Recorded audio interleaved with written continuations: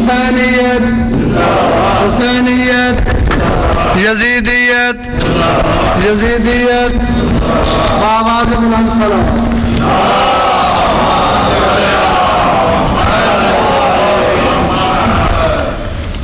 ایک مومن ہیں، ان کے والد کا انتقال ہو چکا ہے، کے لیے دعا کریں. یعقوب صاحب، ان کی والدہ بیمار ہیں، ان کے لیے دعا کریں.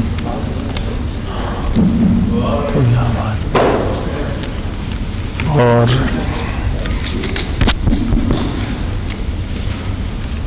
جناب صادق حیدر زیدی صاحب اور ان کی اہلیہ کے مرحومین کے لیے سورہ فاتحہ. جس مومن یعقوب صاحب کے والد کا انتقال ہو گیا. بسم اللہ الرحمن الرحیم.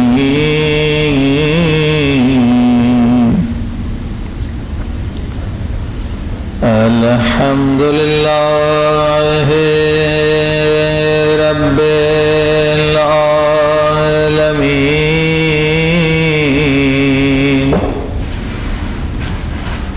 الحمد للہ کما هو اہل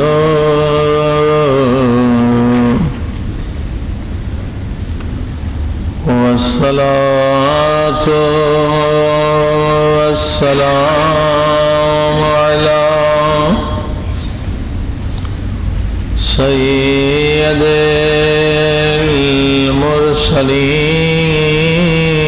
المرسلین وخاتم النبیین ابی القاسم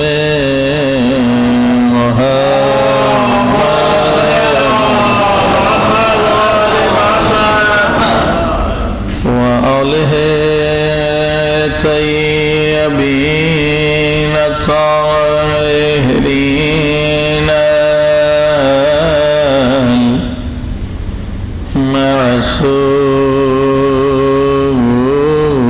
المعصومین. زمانے کے امام کے ظہور کے لیے سب مل کے دعا کریں. الہی عظم البلاء وبرہ الخفاء وانکشف الغطاء وانقطع الرجاء وضاقت الأرض ومنعت السماء وأنت المستعان وإليك المشتكى وعليك المؤول في شدة والرخاء. اللهم صل على محمد وآل محمد أولي الأمر الذين فرضت علينا طاعتهم وعرفتنا بذلك منزلتهم ففرج عنا بحقهم فرجا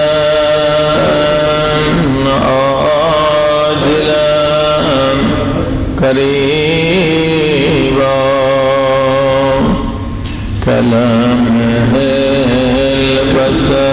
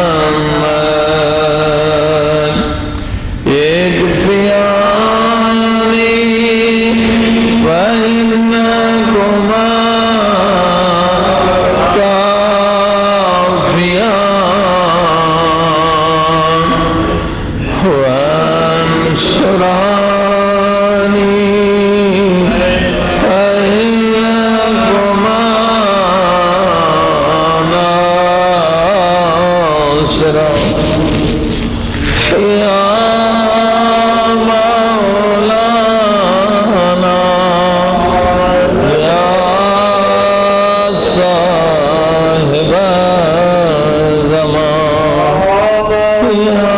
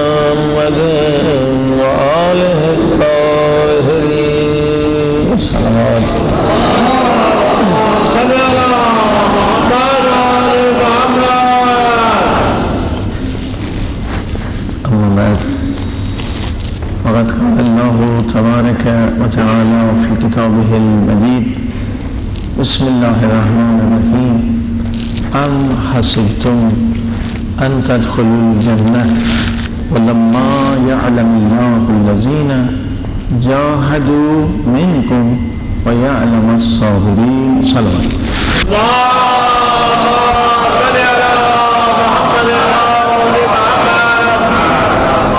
اور سامعین جہاد اکبر کے عنوان سے یہ مجالسیں آپ سماعت فرما رہے ہیں اور موضوع کی اہمیت کو آپ جان چکے ہیں کہ یہ موضوع کتنا اہم ہے کہ اگر کوئی جہاد اکبر میں شکست کھا جائے تو وہ انسان شمر بن جاتا، شیطان بن جاتا، فرعون بن جاتا. اور کتنے لوگ بیچارے شکست کھا چکے ہیں مگر پتہ نہیں. اور اگر اس جہاد میں کوئی کامیاب ہو جائے تو وہ فرشتوں سے بھی افضل ہو جاتا. جبریل اس کی غلامی کرنے کے لیے تیار، وہ سلمان فارسی بن جاتا. تو آئیے اس جہاد میں کامیابی حاصل کرنے کے لیے مزید قرآن اور اہل بیت سے مدد طلب کریں. صلوات پر محمد.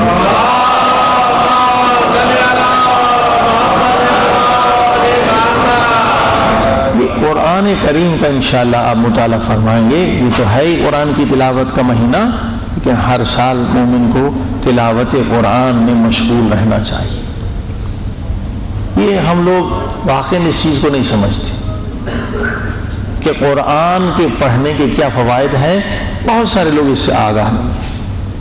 ہر سورہ کے اپنے اپنے اثرات ہیں، ظاہری بھی باطنی بھی. اور یہ جو 30 پارے کا سسٹم ہے اتنا لاجواب ہے کہ ہر روز چاند کی تاریخ کے حساب سے پہلی تاریخ ہے تو آپ پہلا جز ختم کریں، دوسری تاریخ ہے تو دوسرا جز. تو یقین جانیے ہزاروں بیماریوں سے آپ بچ جائیں گے، ہزاروں مصیبتوں سے محفوظ رہ جائیں گے. اور جو لوگ باقاعدگی سے قرآن پڑھتے ہیں وہ لمبی لمبی عمریں پاتے ہیں. کیونکہ کئی بیماریوں میں اس لیے ہم مبتلا ہیں، قرآن سے دور ہیں. اگر روزانہ ایک جز قرآن کی عادت واقع انسان ڈال دے، ہزاروں آفتوں سے، مصیبتوں سے، بیماریوں سے آپ کو قرآن محفوظ رکھتا ہے. صلوات پر محمد.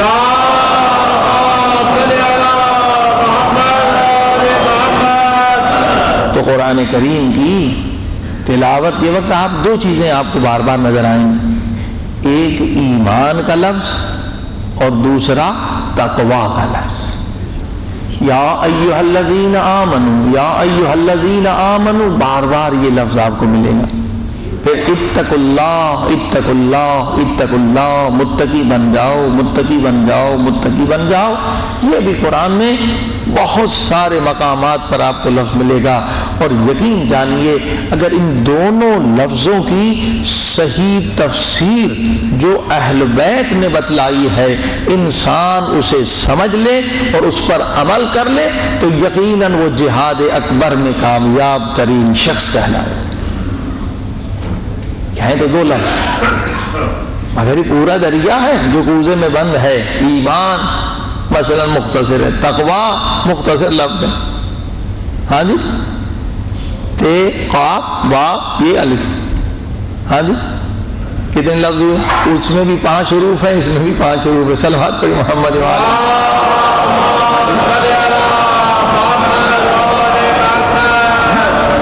ایمان میں بھی درست ہے نا 5 حروف اور تقوی میں بھی 5 حروف. اور اگر 5 سے پنجتن پاک سے اس کی تفسیر انسان سیکھ لے تو بات بالکل ہی صاف، انسان دنیا میں بھی کامیاب آخرت میں بھی کامیاب. بہت سارے لوگ صرف ایمان کا نام سنے ہیں، تقوی کا نام سنے ہیں، تفسیر نہیں پتا، روح تقوی کا نہیں پتا، روح ایمان کا نہیں پتا. یہ کون بتلائے گا؟ وارث قرآن بتلائیں گے. صلوات پڑھیں محمد.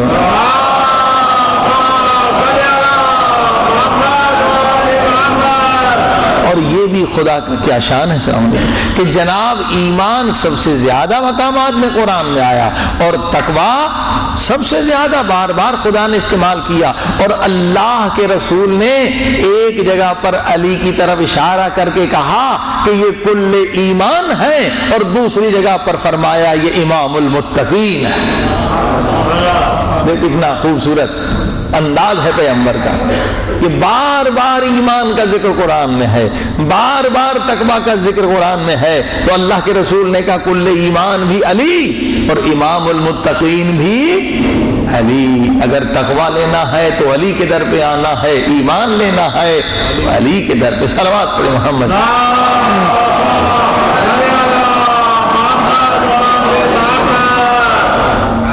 ایمان کے بارے میں کچھ باتیں تو ہو چکی ہیں کہ بھئی ایمان ورثے میں مفت میں نہیں ملتا. ایمان کے 2 چیزوں کو مل کر ایمان بنتا. پہلے عقیدہ، پاک عقیدہ پلس عمل صالح، یہ دونوں اکٹھے ہو جائیں تو ایمان بنتا ہے، پھر ایمان ملتا ہے. پھر اس کے درجات ہیں، جس کا عقیدہ جتنا پاک، جس کا عمل جتنا صالح، عمل صالح جتنا زیادہ اس کا ایمان اتنا زیادہ. اب پہلے تو ہم یہ سمجھیں کہ یہ عمل صالح جو کرنے کا حکم ہے بھائی یہ نماز پڑھو، یہ روزہ رکھو، یہ حج کرو، یہ زکوٰۃ دو، یہ جو اعمال صالحات ہیں یقین جانیں اس میں پروردگار کا کوئی فائدہ نہیں. اللہ صمد جب ہم پڑھتے ہیں وہ بے نیاز ہے، اسے ہماری نمازوں کی ضرورت نہیں، اسے ہمارے روزوں کی ضرورت نہیں، اسے ہماری تلاوت کی ضرورت نہیں، ہمارے کسی عمل کی ضرورت نہیں، مگر یہ چیزیں جو واجب کی گئی ہیں اس میں فائدہ ہم ہی کو ملتا. وہ کیسے؟ دیکھیے وما خلقت الجن والانس الا لیعبدون. خدا بند عالم نے ہمیں خلق کیا ہے عبادت کے لیے، مگر وہ عبادت سے بے نیاز ہے، وہ محتاج نہیں. عبادت کو کیوں؟ اس لیے کہ عبادت کے ذریعے سے ہمارے اندر کمال پیدا ہوتا ہے، تکامل پیدا ہوتا ہے. اگر انسان عبادت نہ کرے تو مرتا مر جائے گا، اس کی زندگی، اس کا وجود، اس کی روح ناقص رہے گی، کامل نہیں رہے گی. عیوب ہیں جن سے بچاتی ہے ہمیں عبادت. عیوب ختم کرنے کے لیے، تکامل یا کمال حاصل کرنے کے لیے پروردگار نے عبادت کو ہم پر واجب کیا، اس سے ہمیں کمال ملتا ہے. اب دیکھیے کمال جو ہے 2 طرح کے ہیں، ایک جسمانی کمال ہے، ایک روحانی. جو اصل ہمارا وجود ہے وہ روح ہے. یہ تکامل ماں کے پیٹ میں جب بچہ ہوتا ہے تو نطفے سے لے کر لوتھڑا بنتا ہے، پھر آنکھیں آتی ہیں، پھر یہ سارا سلسلہ، یہ کیا ہے؟ یہ بھی تکامل ہے نا، کمال کی طرف جا رہا ہے نا انسان. نطفہ تھا، اب ماں کے پیٹ میں بڑھا بڑھا بڑھا بڑھا پورا بچہ بن گیا، اب یہ تکامل ہے۔ اب یہ تکامل جو جسمانی ہے یہ خود بخود ہوتا ہے، کوئی اختیار ہے آپ کو کہ آپ بڑے ہو رہے ہیں؟ نہیں، بچے کو بڑا ہونا ہی ہونا ہے، کیونکہ یہ تکامل جسمانی جو ہے بغیر ارادے کے ہوتا ہے اور خود بخود ہوتا ہے۔ اور ایک ہے تکامل، تکامل یعنی کامل ہونا، ایک تکامل یعنی کمال کی طرف جانا ہے اپنے ارادے کے ساتھ، وہ ہوتا ہے عبادت کے ذریعے سے۔ اگر اس میں بھی زبردستی ہوتی تو پھر ہم فرشتے بن جاتے۔ صلوات پڑھی محمد و آلہ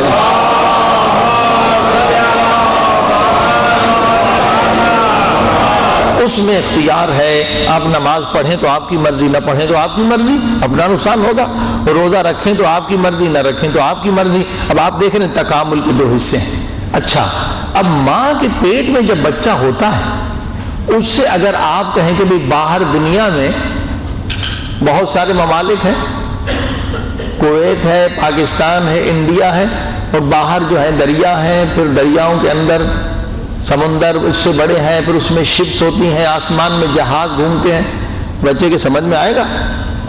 جو ماں کے پیٹ میں ہے، اگر کوئی رابطہ ہو جائے اس سے، کوئی ایسا آلہ بن جائے، آپ اسے بتائیں باہر گھوڑے ہیں، باہر خچر ہیں، باہر یہ ہے وہ ہے، وہ بچہ سمجھ سکتا ہے؟ خاک بھی نہیں سمجھے گا۔ کیوں؟ اس لیے کہ ابھی تک اس کا ذہن کامل نہیں ہوا، وہ ناقص ہے بچہ، ابھی تک اس کی عقل کامل نہیں ہے، جسمانی طور پر بھی کامل نہیں ہے۔ اب بچہ آ گیا دنیا میں، اب بچہ جب آ گیا دنیا میں تو دو کامیں کرتا ہے، یا دیکھتا ہے یا کھاتا ہے۔ ہاں جی، بچہ کیا کرتا ہے؟ یا کھانے کی فکر یا دیکھتا رہتا ہے، دو ہی کام ہیں۔ بھوک لگی تو روتا ہے، یا کھاتا رہتا ہے یا دیکھتا رہتا ہے، اور باقی اب بھی اس کے پاس عقل نہیں ہے، شعور نہیں ہے، اب بھی اسے آپ سمجھائیں کچھ نہیں سمجھے گا۔ آہستہ آہستہ تکامل ہوتا ہے، آہستہ آہستہ عقل بڑھتی ہے، کامل ہوتی ہے، اب آہستہ آہستہ وہ کھیلنے لگتا ہے، سمجھنے لگتا ہے، رنگوں کو پہچاننے لگتا ہے، یہ چیزوں کو سمجھنے لگتا ہے، اس سے نقصان اس سے نفع ہے۔ تو اب آپ نے دیکھا کہ تکامل جو ہے وہ آہستہ آہستہ ہوتا، ٹھیک ہے، یہ جسمانی تکامل۔ اور ماں کے پیٹ میں تو یہ سمجھ ہی نہیں سکتا تھا، اس کو ٹائم لگے گا، پھر یہ بچہ سمجھے گا۔ بالکل اسی طرح سے دیکھیے، علماء نے 3 عالم بتائے ہیں جن میں ہمیں جانا ہے، 3 دنیا جن کی سیر ہمیں کرنی ہے۔ ایک تو یہ عالم مادی ہے، ہاں جی، یہ ابتدا ہماری یہاں سے ہوئی۔ اس کے بعد جو بڑا عالم اس سے بہت بڑا ہے وہ عالم برزخ یا عالم مثال بھی اسے کہا گیا، سے عالم مثال۔ اس کے بعد ہمیں کہاں جانا ہے؟ عالم برزخ میں جانا ہے، وہ اس سے بہت بڑا ہے۔ جیسے بچہ جو پیٹ میں ہوتا ہے ماں کے، آپ اسے بتائیں کہ باہر اتنی بڑی دنیا ہے، دریا ہے، سمندر ہے، کچھ نہیں سمجھیں گے۔ تو جب تک ہم اس دنیا کے پیٹ میں ہیں، عالم مثال کو یا عالم برزخ کو جو سمجھنے کا حق ہے، ہم ویسے نہیں سمجھ سکتے، سمجھ گئے؟ تو ہمیں دنیا کی مثالیں دی گئی ہیں، مگر وہ عالم اس سے بہت بڑا ہے، بہت عظیم عالم ہے۔ اچھا، اب اس عالم کے بعد جو ہے، جو عالم قیامت آپ سنتے ہیں، اسے عالم عقل بھی کہا جاتا ہے، عالم جبروت بھی کہا جاتا ہے۔ حضرت فرمائی وہ عالم عالم برزخ سے بڑا ہے۔ اب یہ فوراً انسان نہیں سمجھے گا، اور یہ سارے عالم اس لیے ہے کہ انسان کی عقل کامل ہو جائے۔ جو فرمائی آپ نے، یہ سب عقل کو کامل کرنے کے لیے ہے۔ جیسے بچہ ماں کے پیٹ میں کچھ بھی اس کی عقل نہیں ہے، دنیا میں کچھ اس کی عقل کامل ہوتی ہے، لیکن عالم برزخ کے بارے میں اس کی عقل ابھی کامل نہیں ہے، پھر وہاں اس کی عقل کامل ہونا ہے۔ اور عالم برزخ بھی آپ دیکھ رہے ہیں، کچھ لوگ صرف 3 دن رہیں گے اور کچھ لوگوں کو 10 لاکھ سال رہنا پڑے گا۔ وجہ کیا ہے؟ موت کے بعد جو عالم ہے مسلسل حدیثیں ہیں. بعض لوگ جو مومن و خالص ہوں گے فقط 3 دن رہیں گے، مگر جو گناہگار ہوں گے، فاسق ہوں گے، بے نمازی ہوں گے اور بہت سارے گناہوں میں مبتلا ہوں گے، انہیں 10 لاکھ سال رہنا پڑے گا. وجہ کیا ہے؟ وجہ یہ ہے کہ جن لوگوں نے ایمان بھی کامل کر لیا، جنہوں نے تقویٰ بھی کامل کر لیا، وہ اس دنیا ہی میں کامل ہو گئے، انہیں عالم برزخ میں رہنے کی ضرورت ہی نہیں ہے. ان کی عقل یہیں پر کامل ہو گئی. انہوں نے سمجھ لیا حلال کیا ہے، حرام کیا ہے، نفع کیا ہے، نقصان کیا ہے، لذت عبادت کیا ہے، لذت دعا کیا ہے. مگر جو حیوانوں کی طرح زندگی بسر کر رہے ہیں، غیبت بھی کر رہے ہیں، حرام بھی کھا رہے ہیں، ان کی عقل کیونکہ کامل نہیں ہوئی ہے، لہذا جن کی عقل دنیا میں کامل نہیں کیونکہ ایمان کامل نہیں، جن کی عقل دنیا میں کامل نہیں کیونکہ تقویٰ کامل نہیں، عالم برزخ میں 10 سال نہیں 1 ملین سال تک رہنا پڑے گا. کیوں؟ کیونکہ اس کے بعد جو عالم ہے وہ عالم عقل ہے. تو قیامت جسے کہتے ہیں، جب عالم عقل میں انسان پہنچے گا، ان 2 عالموں سے گزر کر اب خدا کی معرفت کے اس مقام پر پہنچے گا کہ گویا خدا کو دیکھ رہا ہے. صلوات پڑھیے محمد.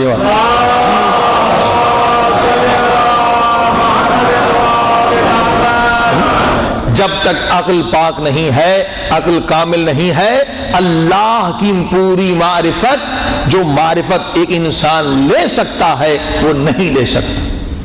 لہذا یہ سارا پروگرام جو عبادات کا ہے یہ کیا ہے کہ انسان دنیا میں تکامل حاصل کر لے، دنیا میں کامل ہو جائے تو برزخ میں اس کے لیے کوئی عذاب نہیں.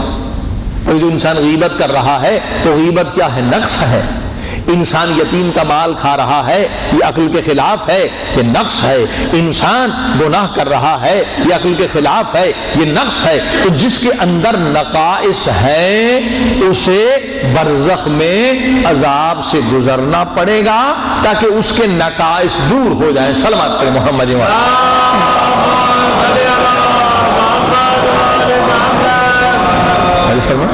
کہ اصل مقصد پروردگار یہ ہے کہ میرا بندہ کامل ہو جائے، اس کی عقل کامل ہو جائے. ہاں، اور یہ عذاب بھی رحمت ہے.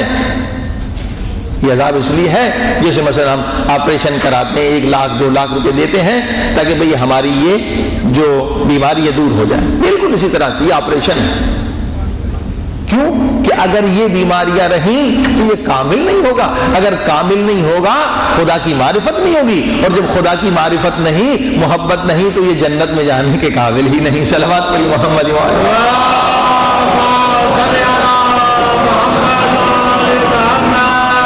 عزیزان گرامی، اسی لیے تقویٰ بھی ہے، تقویٰ بھی یہی ہے کہ یہاں پر کامل ہو جاؤ، یہاں پر کمال حاصل کر لو، ورنہ برزخ میں تمہیں مصیبتیں دیکھنی پڑیں گی. ایک شخص آیا، اللہ کے رسول مجھے نصیحت کریں. اللہ کے رسول نے فرمایا، بہت ساری نصیحتیں کی. ماں باپ کے ساتھ احسان کرو، کہا بسم اللہ. کہا اور نصیحت کریں. کہا محلے والوں سے اچھے رفتار سے رہو. کہا اور نصیحت. اس طرح سے جو بھی اخلاقی نصیحتیں ہیں اللہ کے رسول کرتے رہے. صلوات محمد.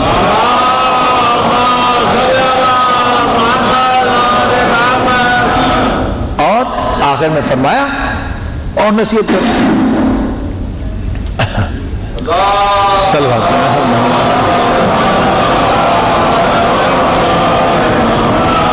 اور آخر میں اللہ کے رسول نے یہ آیت پڑھی، من یعمل مثقال ذرۃ خیرا یرا. اللہ، یہ پہلی مرتبہ اس نے آیت سنی. یہ قرآن ترجمے سے پڑھنے کا کچھ اور مزہ ہے کہ ذرے برابر جو تم عمل کرو گے وہ دیکھو گے. اچھا عمل ہے تو دیکھو گے، برا عمل ہے تو دیکھو گے. اس نے کہا اللہ کے رسول اگر قرآن کی کوئی آیت میں نہ سنتا، صرف اس آیت کو میں سنتا تو یہ میرے لیے کافی ہے، نصیحت کے لیے کافی ہے. واقعی اگر انسان اس کی حقیقت کو سمجھ لے اس آیت کی کہ اگر ہم نے غیبت کی تو کل ہم اسے دیکھیں گے برزخ میں. کیوں؟ نقص ہے یہ، انسان کے اندر عیب ہے کہ کسی کی غیبت کرے. کسی کے خلاف چغلی لگائی، اسے دیکھیں گے، کیسے دیکھیں گے؟ اگر اسی طرح سے ہم نے کسی پر ظلم کیا اسے دیکھیں گے۔ اب یہاں پر قرآن نے تجسم اعمال کا مسئلہ بتایا کہ انسان متقی بن جائے، کہ اے انسان جتنے تمہارے اعمال ہیں، صلوات پڑھیے محمد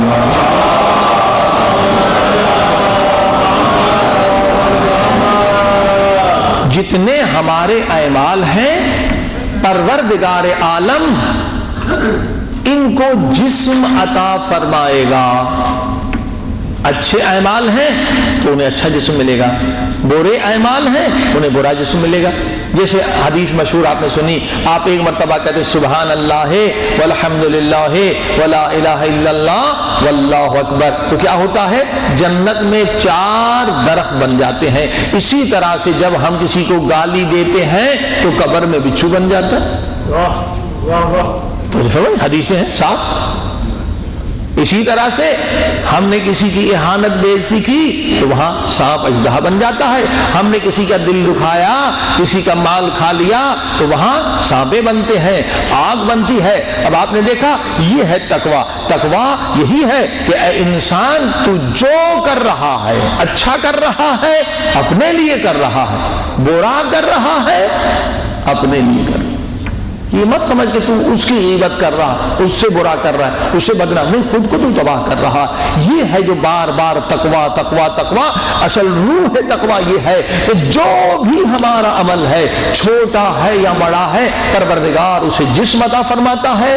اچھا عمل ہے، مثلا یہی نماز تہجد قبر میں نور بن جاتی ہے، یہی نماز تہجد قبر میں آپ کے لیے غذائیں لے آتی ہے، یہی نماز تہجد ان مختلف صورتوں میں آ کے آپ کی حفاظت کرتی ہے۔ صلوات پر محمد پہنچ گئے مانند سلمان فارسی، جو یہی دنیا میں جن کا تکامل کامل، یعنی 10ویں درجے پر ایمان پہ پہنچے، اب آپ کامل ہو گئے، اس سے اوپر کوئی درجہ نہیں ہے، یعنی اب آپ مکمل ہو گئے، اب آپ کامل ہو گئے، اب آپ معراج پر ہو گئے۔ تو جو 10ویں درجے ایمان پر پہنچ جاتے ہیں وہ اسی دنیا میں اپنی نماز کا نور دیکھتے ہیں۔ بات صرف یہ ہے ہم وہاں دیکھیں گے، وہ یہاں دیکھتے ہیں۔ تو فرما اب یہی آیت جو ہے یسبح للہ ما فی السماوات و ما فی الارض، کتنی مرتبہ ہے؟ بار بار ہے یہ، سورہ جمعہ میں ہے، پوری سورہ جنہیں مسبحات کہتے ہیں، سونے سے پہلے پڑھنے کا بہت ثواب ہے، سکرات کی جو تکلیف ہے ان سوروں کے پڑھنے سے معاف ہو جاتی ہے۔ سورہ حدید ہے، سورہ تغابن ہے، سورہ حشر ہے، سورہ صف ہے، سورہ اعلیٰ، سبح یسبح سے شروع ہوتی ہیں۔ کیا؟ یسبح للہ ما فی السماوات و ما فی الارض۔ اے انسان تجھے پتا ہے کیسی عجیب بات خدا کہہ رہا ہے کہ یہ لکڑی بھی تسبیح کرتی ہے، تجھے پتا ہے یہ لوہا بھی میری تسبیح میں مشغول ہے، یہ زمین بھی میری تسبیح میں مشغول ہے، یہ چاند ستارے بھی میری تسبیح میں مشغول ہے، یہ جو خوبصورت درخت ہیں یہ بھی میری تسبیح میں مشغول ہے۔ ہم کہتے ہیں پروردگار ہم تو نہیں سن رہے ہیں، تو یہ کیوں بتایا گیا؟ جب ہم سن نہیں سکتے تو یہ آیت بار بار کہتی ہے یسبح للہ ما فی السماوات و ما فی الارض، یہ ساری مخلوقات تسبیح کر رہی ہے، ہم تو سن بھی نہیں رہے، بار بار ہمیں بتایا جا رہا ہے۔ یہ اس لیے بتایا جا رہا ہے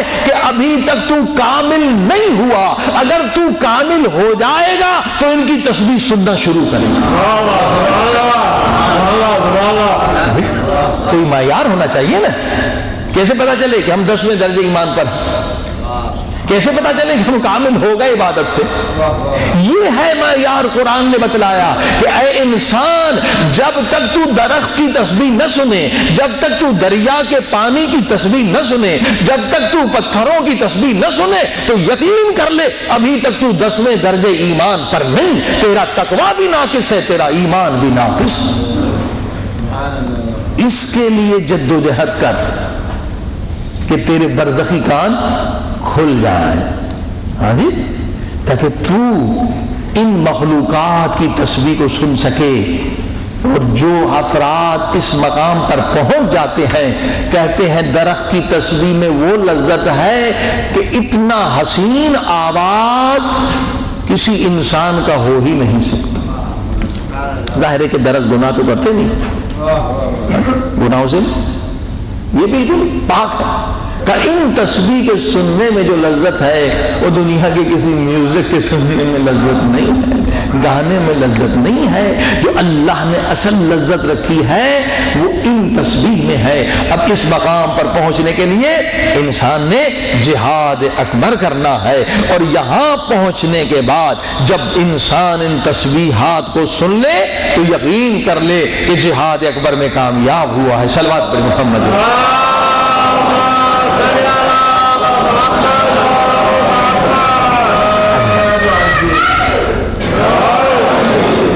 کتنا بلند مقام ہے. اور یہ نہیں کہ لوگ اس پر نہیں پہنچ سکتے، آج بھی ایسے خوش نصیب لوگ ہیں، خدا کے نیک بندے ہیں جو ان تسبیحات سے فیضیاب ہوتے ہیں. حضرت آیت اللہ کاشی رحمت اللہ علیہ مجتہد گزرے، نہ فقط وہ خود تسبیح سنتے تھے بلکہ جب چاہتے تھے تو دوسروں کو بھی سناتے تھے کہ وہ بھی درجے ایمان اور یقین کی طرف بڑھنے کی کوشش کریں. لہذا یہ واقعہ بہت ساری کتابوں میں نقل ہے کہ ایک نیا شاگرد آیت اللہ کاشی کے مدرسے میں آیا، اور آیت اللہ کاشی رحمت اللہ علیہ نماز تہجد میں ایک ذکر کرتے تھے سجدے میں، یا سبوح یا قدوس. اللہ کے دونوں نام ہیں، یا سبوح یا قدوس. اور اس عشق و معرفت و عظمت کے ساتھ یہ ذکر کرتے تھے کہ ان کے ساتھ در و دیوار بھی اس ذکر میں مشغول ہے، پھر دیوار سے بھی وہی آواز یا سبوح یا قدوس. اب نیا طالب علم تھا، پہلی مرتبہ آیا، نماز تہجد کے لیے اٹھا، اور جیسے مصلی پر آیا تو دیکھا ایک مرتبہ چھت سے آواز آ رہی ہے یا سبوح یا قدوس. گھبرا گیا، دیکھا دیوار سے آواز آ رہی ہے یا سبوح یا قدوس، یہ کہاں سے آواز آ رہی ہے؟ پھر دیکھا کہ زمین سے آواز آ رہی ہے یا سبوح یا قدوس، الماری سے آواز، ہر شے سے آواز آ رہی ہے. تو وہ نیا بیچارہ طالب علم تھا، برداشت نہ کر سکا، بے ہوش ہو کے گر گیا. دوسرے طلبا نے آگے پوچھا کیا بات ہے؟ کہا میں نے زندگی میں ایسی چیز نہیں دیکھی کہ دیوار سے بھی آواز آ رہی یا سبوح یا قدوس، چھت سے بھی آواز آ رہی یا سبوح. تو کہا مت گھبرا، جب ہمارے استاد سجدے میں یہ ذکر کرتے ہیں تو پورے مدرسے کی ہر چیز ان کے ساتھ اس ذکر میں مشغول ہے. عزیزو، یہ روزے اس لیے ہیں تاکہ ہم اس منزل کو پائیں، پھر ہم کامل ہیں. روزہ تکامل کے لیے بہترین عبادت ہے. کیوں؟ کہ یہ بھوک اور پیاس یہ فرشتوں کی صفت ہے، ورنہ انسان تو کھانا چاہتا ہے نا، فرشتے کچھ نہیں کھاتے، وہ ذکر خدا میں مشغول رہتے ہیں، وہی ان کی غذا ہے. یا سبوح یا قدوس یا دیگر اسماء خدا میں مشغول رہتے ہیں. یعنی آپ ایک صفت نورانی اپنے اندر پیدا کر لے رہے ہیں کہ نہ کھا رہے ہیں نہ پی رہے ہیں اور ذکر خدا بندے آنے میں مشغول ہیں. صلوات پر محمد.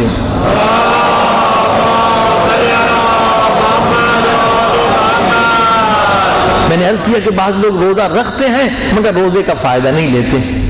وہ افطار کے وقت کھانے پہ ہم ٹوٹ پڑتے ہیں، کنٹرول نہیں ہو پاتا. تو جو اصل خدا ہمیں دینا چاہتا ہے مہمان خدا ہے نا، ایک تو لذت عبادت خدا دینا چاہتا ہے، اور ایک دوسری چیز کیا، خدا ان روزوں کے ذریعے سے ہمارے لیے علم غیب کا دروازہ کھولنا چاہتا ہے. روزے کا مقصد یہ ہے کہ جب ہم 30 دن بھوکے پیاسے رہیں تو خدا ہمیں کچھ تو دے، عیدی دے. خدا یہ چاہتا ہے پیاس کے بدلے میں اپنے بندوں کے لیے وہ چیز مخصوص کر دوں جو لافانی ہے، جو ابدی ہے، جو عالم برزخ سے تعلق رکھتی ہے. مادی چیز تو ختم ہو جاتی ہے، پیسے دولت ختم ہو جانے، ایسے عالم غیب سے خدا کچھ ہمیں دینا چاہتا ہے.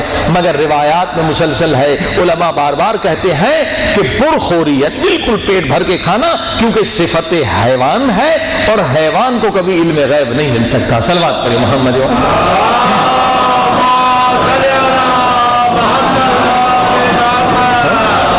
روزہ رکھ تو دیں، ہم لیتے ہیں، مگر جو روزے کی عیدی ہے وہ لینے کے لیے ہم افطار کے وقت بے صبر ہو جاتے ہیں. اگر واقعاً افطار کے وقت بھی چھوٹا سا پیٹ کا حصہ خالی رکھیں تو خدا محروم نہیں کرے گا. خدا دینے میں سخی ہے بشرطے کہ ہم لینے کے لائق بن جائیں. صلوات پہ محمد.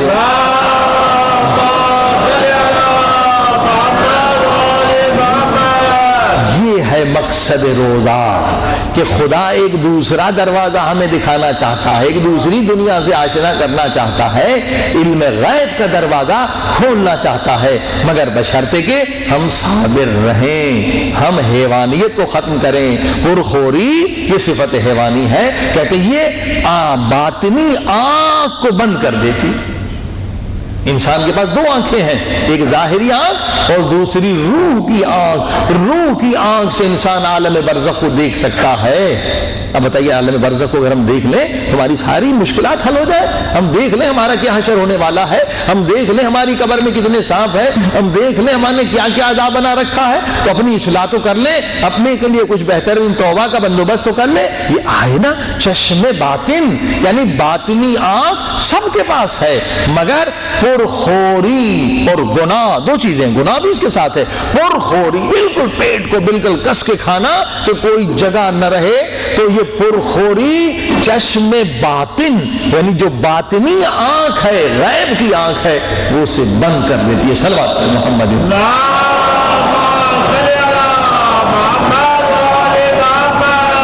تو انشاءاللہ خدا توفیق عطا فرمائے کہ پروردگار تو ہمیں توفیق دے کہ ہم پیٹ پر کنٹرول کر لیں. پیٹ پر کنٹرول کر لیا تو نفس پہ کنٹرول کرنا بھی آسان ہو جائے گا. صلوات پڑھ محمد.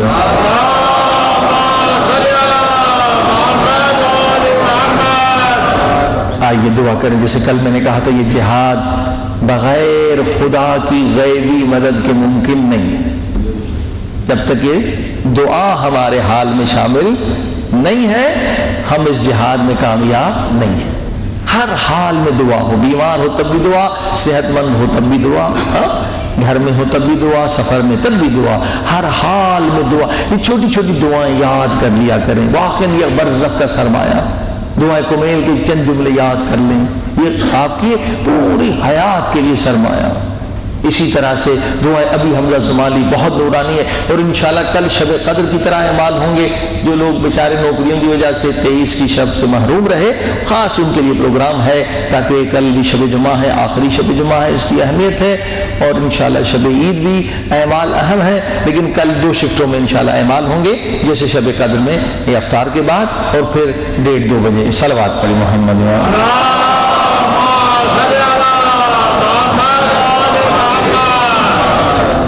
اللهم صل على محمد وآل محمد. مل کے صلوات. اللهم صل على محمد وآل محمد. اللهم صل على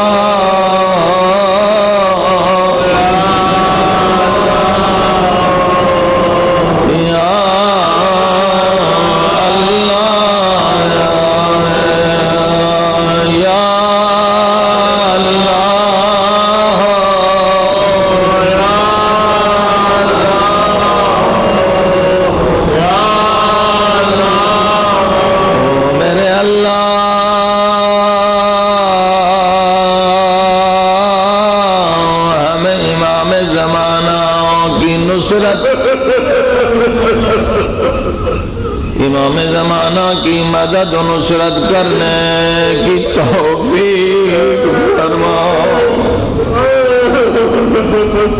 اس سے بڑھ کر کوئی مقام نہیں کہ انسان زمانے کے امام کی مدد کرتے کرتے شہید ہو. کل میں نے جن مشہور جن کا ذکر آپ کو بتلایا جو کربلا میں آیا تھا, البتہ اس کے نام میں تھوڑا سا اختلاف. اردو کی بعض کتابوں میں ان کے نام کو جعفر جن بتایا گیا ہے، جبکہ فارسی یا عربی میں جیم نہیں ہے، زے ہے، زعفر.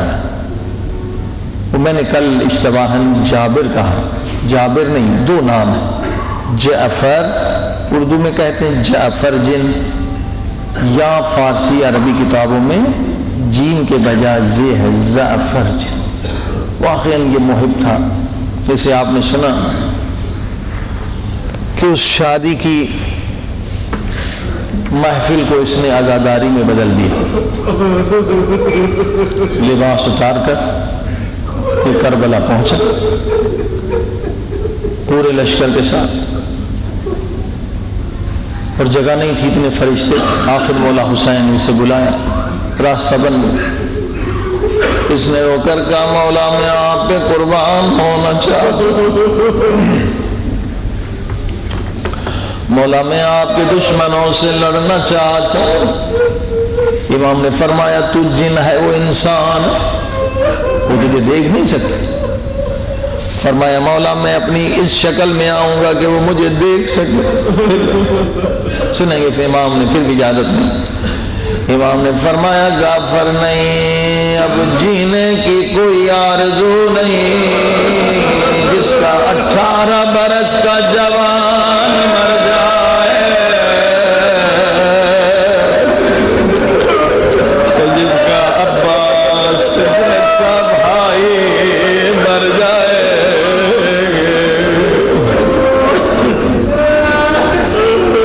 اس نے علی اصغر کو اپنے ہاتھوں سے دفن کیا. فرمایا اب کوئی جینے کی آرزو نہیں، خدا سے ملاقات کی آرزو. فرمایا جعفر تو واپس چلا گیا. کہا مولا میں کیسے جاؤں؟ فرمایا جا اپنے وطن جا کے میری مجلس بپا کر. یہ پہلی مجلس ہے جو جعفر جن نے کی بپا. فرمایا مومن جب مجلس میں روتے ہیں ان کے آنسو میرے زخموں پہ مرہم بن کے لگتے. سبحان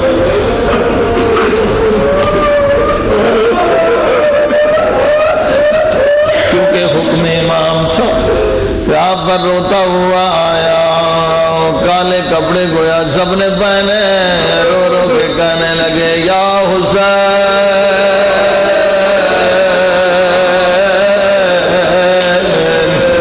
مظلوم حسین غریب حسین.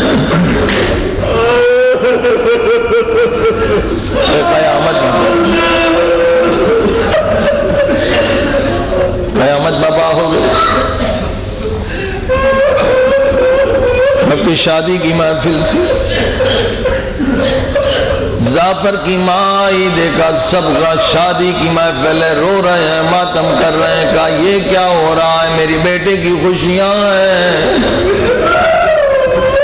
بیٹے نے کہا ماں مولا حسین کربلا میں زخموں سے چور چور ہے. مولا حسین تھوڑی دیر کے مہمان ہیں، بس اتنا سننا تھا.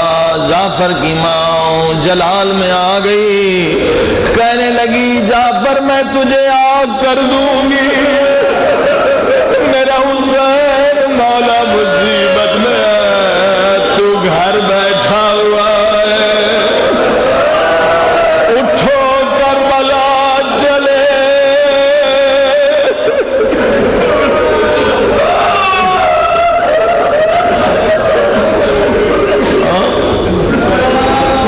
دوبارہ پورا لشکر تیار ہوا. جعفر کی ماں جعفر کو لے کے پھر کربلا میں آئی. مگر سنیں گے یہ کب پہنچے؟ یہ اس وقت پہنچے جب خیموں میں آگ لگ چکے تھے. شام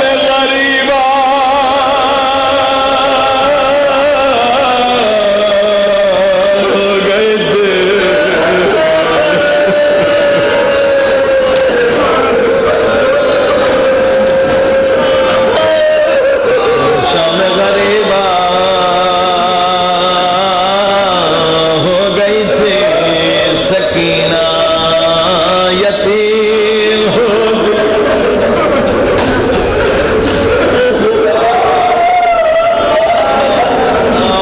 جعفر کی ماں امام زین العابدین کے پاس مولا بابا کا پرزہ قبول کر لے، مولا پرزہ دیا ہوگا اور فرمایا مولا ہمیں جنگ کی اجازت دے۔ مولا یہ سارا لشکر لڑنے آیا ہے، جہاد کرنے آیا ہے، مولا جنگ کی اجازت دے۔ مولا نے جنگ کی اجازت نہ دی تو پھر جعفر کی ماں نے کہا مولا مجھے اجازت دے میں بھی قیدیوں کے ساتھ شریک ہو جاؤں۔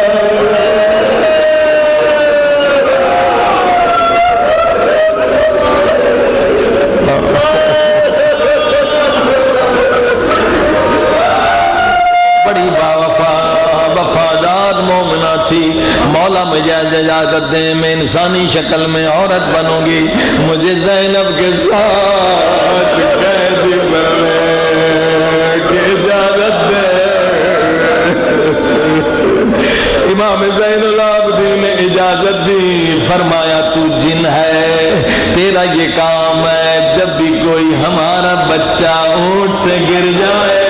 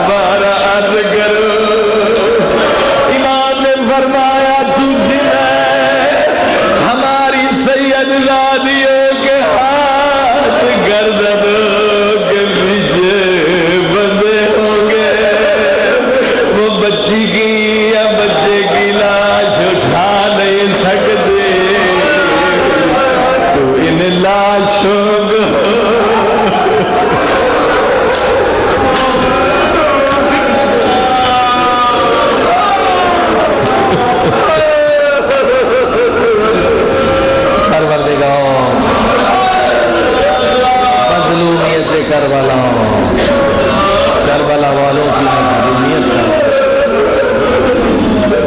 شام کے اسیروں کی مظلومیت کا، میرے اللہ ہمارے چھوٹے بڑے گناہ بخش دے، ہمارے والدین کے گناہ مومنین و مومنات کے گناہ بخش دے، موت نہ دینا میرے اللہ جب تک سارے گناہوں سے توبہ نہ کریں، پھر نماز قضا روزہ حج زکات خمس ادا کرنے کی